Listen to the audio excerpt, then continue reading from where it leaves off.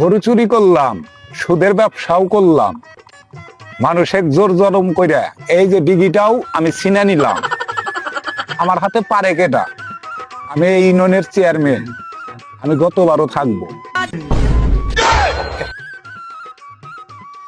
Chairman সাহেব, আমার কিছু অনুদান দিয়ে 2 দিন ধরে খাই না।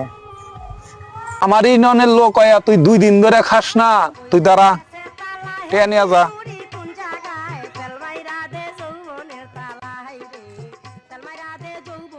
দাও। কি এটা উপকার করলেন গো চেয়ারম্যান সাহেব?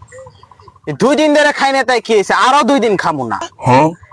এই টেহা দিয়ে কন্ডমের বাক্স কিনে এলাকার সবারই বিতরণ করে দিমু। তোর মতো চেয়ারম্যান যাতে আর জন্ম না নেয়। ঠিক কথাই কইছে।